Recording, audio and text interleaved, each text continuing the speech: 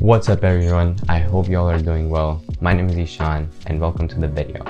As we go through our journeys in life, we make a lot of mistakes, and though it doesn't matter how many mistakes we make, what matters is how much we really learn from them.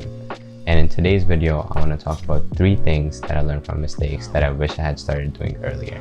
So let's get right into it. Number 1 is taking care of myself.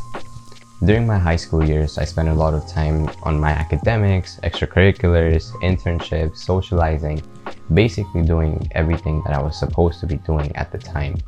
And there were definitely days where I would have to bite off more than I could chew, and I wasn't really aware of any self-help content at the time, so relaxation for me was basically just binge watching Netflix or TV shows and just being on social media. While TV and phones can be a good distraction from the daily stressors of our lives, I think it's super essential to find activities that bring us joy, fulfillment, and satisfaction. Now, the gym had kind of started becoming my safe haven in high school, but like I said in some of my previous videos, I didn't really give it the time that I wanted to because I was giving that time to other things instead. The point is, it's essential to find things that help us relax and clear our minds, and a good place to start for that is just to try out different activities to see what works for you and what doesn't work for you.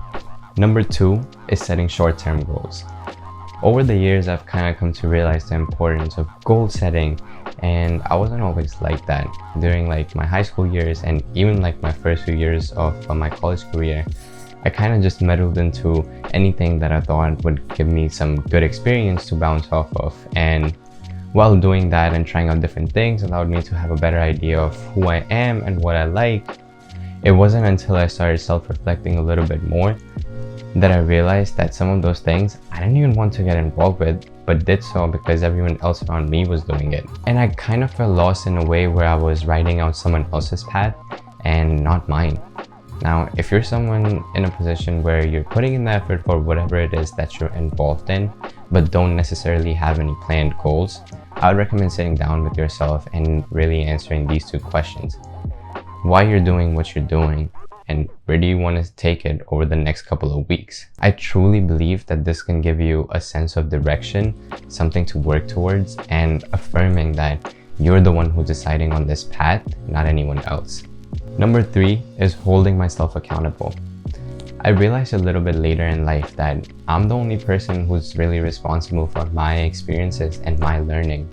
And the more I reflected on this, I came to an understanding that no one else can really be telling me how much I should be doing or how I should be doing it.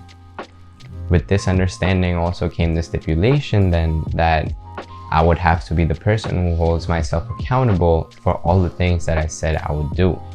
If I'm saying I'm going to dedicate a certain amount of hours throughout the week to study for my chem class, then I need to make sure that I follow through on it. The way I see it, you really have to be your own biggest supporter, but at the same time, you really need to be able to step out of your comfort lens to really assess if you're following through on what you're saying.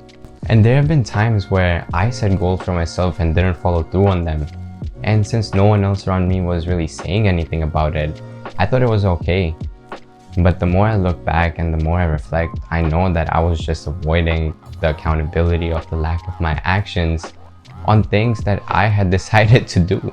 And if you feel like you're in a similar position, definitely reflect on your goals and see if there's still something you want to work towards or change trajectories. In either case, you will have to have honest conversations with yourself about why you want something and how you're going to hold yourself accountable for it.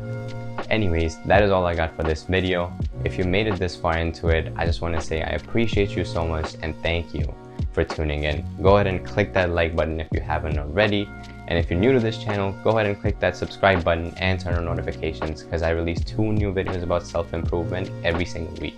And I'm gonna catch you all in the next one.